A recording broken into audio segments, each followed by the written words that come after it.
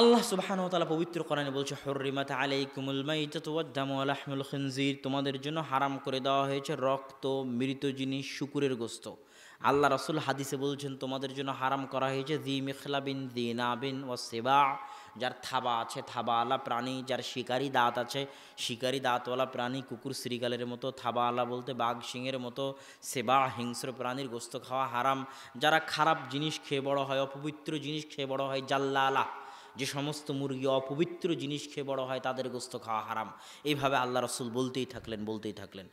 এখন কথা হচ্ছে, আল্লাহর রাসূল খাবারের মধ্যে যা হারাম করেছেন, আল্লাহ খাবারের মধ্যে যা হারাম করেছেন তা বাদ দিয়ে কিয়ামত পর্যন্ত যত খাবার আবিষ্কার হবে, সব খাবার কি হবে?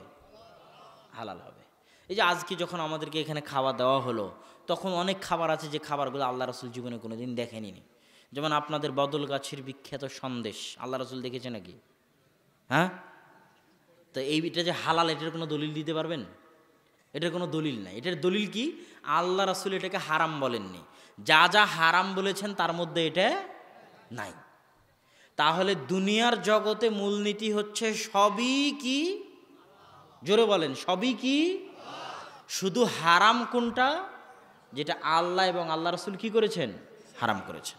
যেমন ব্যবসার জগতে বহু কিছুকে আল্লাহ রাসূল হারাম করেছেন। ধোঁকা দিয়ে ব্যবসা করা হারাম, এইভাবে ব্যবসা করা হারাম, সুদি ব্যবসা করা হারাম। এখন এগুলো বাদ দিয়ে কিয়ামত পর্যন্ত যত ব্যবসা আবিষ্কার হবে, সব কি হবে? আল্লাহ রাসূলের যুগে মোবাইলের ব্যবসা ছিল, এই প্যান্ডেল বানানোর ব্যবসা ছিল? একটাও ছিল না। তো এইগুলোর মধ্যে যদি আল্লাহ রাসূলের নিষেধাজ্ঞা প্রবেশ না করে, তাহলে সব কি হবে? হালাল হবে। কিয়ামত পর্যন্ত আরও যদি শত ব্যবসা আবিষ্কার হয়, সব ব্যবসা কি হবে? হালাল হবে। তাহলে আল আসলু আল হিল্লা। এবার ইবাদতের জগতে দুনিয়াটা বুঝা এসেছে তো সবার? আমি সবার কাছে শুনতে চাই, একটু বলেন তো, বুঝতে পেরেছেন?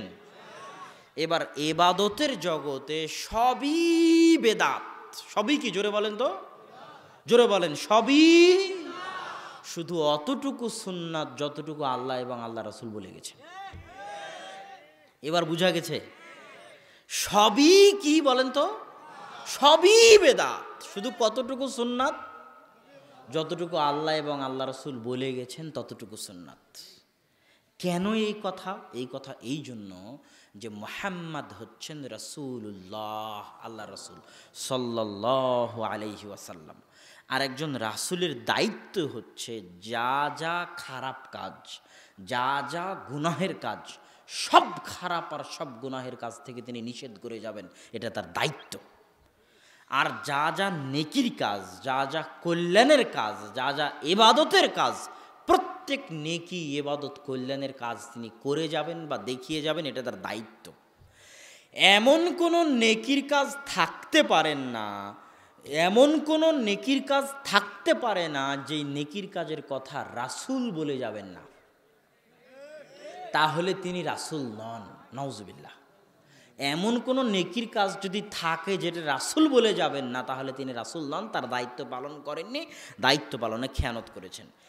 এমন কোনো গুনাহের কাজ থাকতে পারে না যেই গুনাহের কাজ থেকে রাসূল নিষেধ করে যাবে না। যদি না করে থাকেন তাহলে তিনি রাসূল নন, দায়িত্ব পালনে খেয়ানত করেছেন। নাউজুবিল্লাহ। কথা কি বোঝা যাচ্ছে আমার? অতএব কোনো কাজকে যদি ইবাদত প্রমাণ করতে হয়, তাহলে আগে দেখাতে হবে যে আল্লাহ রাসূল করে গেছেন। আল্লাহ রাসূল যদি করে না গিয়ে থাকেন আর আপনি যদি বলেন এটা ইবাদত, তাহলে আপনি বলতে চাচ্ছেন এটা ইবাদত হওয়া দরকার ছিল, আল্লাহ রাসূলের করা উচিত ছিল, বলা উচিত ছিল, এটাও ইসলামী শরীয়তের অংশ, কিন্তু আল্লাহ রাসূল খেয়ানত করে বলে যাননি। এটা আল্লাহ রাসূলের জন্য কত বড় অপমানজনক বলেন, কত বড় অপমানজনক? অনেক বড় অপমানজনক। এই জন্য কিয়ামতের মাঠে আল্লাহ রাসূল বলবেন, সুহকান সুহকান সুহকান লিমান গায়্যারা বাদি। আমার মৃত্যুর পরে আমার দিনের মধ্যে যারা মাতাব্বরি করেছো, বাটপারি করেছো, মাতাব্বরি করে দিনের মধ্যে কম বেশি সংযোজন বিয়োজন করেছো, তারা দূর হও। এদের হাউজে কাউসারের পানি পান করার অধিকার নাই। কেননা আমি রাসূল, লা ইন্নী আতকাকুম ওয়া আখশাকুম লিল্লাহ, আসমানের নিচে জমিনের উপর আমি সবচেয়ে বেশি আল্লাহকে ভয় করি। এমন কোনো ইবাদত থাকবে আর আমি করে যাব না, এটা তুমি আমাকে দেখাতে চাও? আমি রাসূল, কোনো ইবাদত যদি থাকে আমি বলে যাব, আমি করে যাব, এটা আমার দায়িত্ব। আর যদি আমি করে না যাই আর তুমি জোর করে বৃদ্ধি করে থাকো, তাহলে তুমি আমার উপর মাতাব্বরি করেছো, আমাকে অপমান করেছো, আজকে হাউজে কাউসারের পানি পান করার তোমার ভাগ্য হবে না। আপনাকে আরেকটু বুঝাই সুন্নাত বেদাত। ইমাম মালিকের নাম শুনেছেন? ইমাম মালিক 179 হিজরিতে মারা গেছেন। মুয়াত্তা মালিকের লেখক। মুয়াত্তা মালিক নামে একটা হাদিসের গ্রন্থ আছে, যে হাদিসের গ্রন্থের লেখক হচ্ছে ইমাম মালিক। 4 মাযহাবের এক মাযহাব আছে মালিকি মাযহাব, সেই মাযহাবের তিনি ইমাম। মদিনার মানুষ, মদিনাতেই জন্ম, মদিনাতেই মারা গেছেন। মসজিদে নববীতে দারস দিয়েছেন। বাকিউল গারকাতে তার কবর আছে। ইমাম মালিক রাহিমাহুল্লাহ রাহমাতান ওয়াসিআ। ইমাম মালিকের দরবারে একজন ব্যক্তি এসে বলতেছে, ইমাম মালিক, উরিদু আন উহরিমা মিন কবরি রাসূলিল্লাহি সাল্লাল্লাহু আলাইহি ওয়াসাল্লাম। ইমাম মালিক, আমি আল্লাহর রাসূলের মসজিদ থেকে, আল্লাহর রাসূলের কবরের পাশে থেকে ইহরাম বাঁধতে চাই। ইহরাম বাঁধা বুঝেন? ইহরাম বাঁধা মানে হচ্ছে হাজিরা একটা সাদা কাপড় পরে না, ওই সাদা কাপড় পরে লাব্বাইক আল্লাহুম্মা লাব্বাইক লাব্বাইক লা শারীকা লাক লাব্বাইক ইন্নাল হামদা ওয়ান নি'মাতা লাক ওয়াল মুলক লা শারীকা লাক, এই যে পরে চিৎকার করতে করতে, এটাকে বলে ইহরাম বাঁধা। এটাকে কি বলে? ইহরাম শব্দের অর্থ হচ্ছে হালাল জিনিসকে হারাম করে নেওয়া। ইহরাম শব্দের শাব্দিক অর্থ হচ্ছে হারাম করে নেওয়া। কেন হারাম করে নেওয়া নাম? কেননা ইহরাম বাঁধলে অনেক হালাল কাজ কি হয়ে যায়? হারাম হয়ে যায়। স্ত্রীর সাথে সহবাস করা হালাল না হালাল নয়? হালাল। কিন্তু ইহরাম বাঁধলে ওটা কি হয়ে যায়? হারাম হয়ে যায়। নখ কাটা হালাল না হারাম? হারাম। কিন্তু ইহরাম বাঁধলে ওটা কি হয়ে যায়? হারাম হয়ে যায়। চুল কাটা হারাম না হালাল? হালাল। কিন্তু ইহরাম বাঁধলে ওটা কি হয়ে যায়? হারাম হয়ে যায়। তাহলে ইহরাম বাঁধা মানে হচ্ছে অনেক হালাল কাজকে নিজের উপর কি করে নেওয়া? হারাম করে নেওয়া। শিকার করা, গরু জবাই করা, ছাগল জবাই করা, কবুতর জবাই করা, তীর দিয়ে শিকার করা, এটা হালাল না হারাম? হালাল। কিন্তু ইহরাম বাঁধলে ওটা কি হয়ে যায়? হারাম হয়ে যায়। তাহলে ইহরাম মানে অনেক হালাল কাজকে নিজের উপর হারাম করে নেওয়া। এটা কিসের মাধ্যমে? ওই কাপড়টা পরিধান আর এই নিয়ত করার মাধ্যমে, যে লাব্বাইক আল্লাহুম্মা লাব্বাইক, এই লাব্বাইক ধ্বনি দেওয়ার মাধ্যমে ইহরাম করা হয়। এখন কথা হচ্ছে, আল্লাহর রাসূল ইহরাম বাঁধার জন্য 10 কিলোমিটার দূরে একটা জায়গা আছে, তার নাম যুলহুলাইফা। কি নাম? যুলহুলাইফা। মদিনাবাসীর জন্য এবং যারা মদিনা দিয়ে অতিক্রম করবে তাদের ইহরাম বাঁধার জায়গা হচ্ছে মদিনা থেকে 10 কিলোমিটার দক্ষিণে মক্কার দিকে যুলহুলাইফা নামক জায়গা তাদের ইহরাম বাঁধার জায়গা।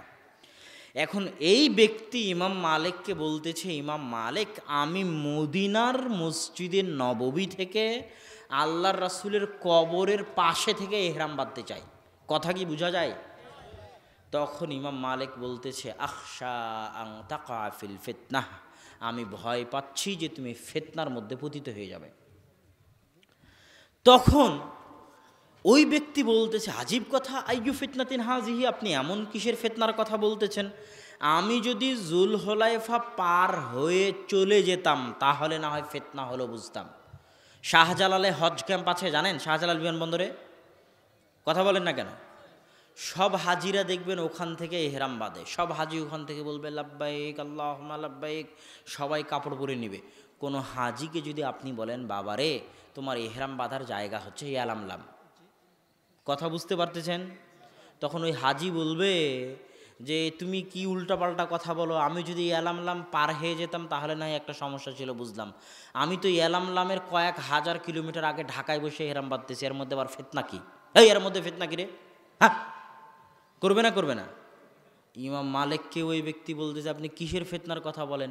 আমি যদি যুলহুলাইফা পার হয়ে চলে যেতাম তাহলে একটা কথা ছিল, আমি তো আগে, তাও আবার মসজিদে নববী, তাও আবার আল্লাহ রাসূলের কবরের পাশে থেকে ইহরাম বাঁধতেছি। তখন ইমাম মালিকের এই কথাটা মনে রাখবেন মরা পর্যন্ত।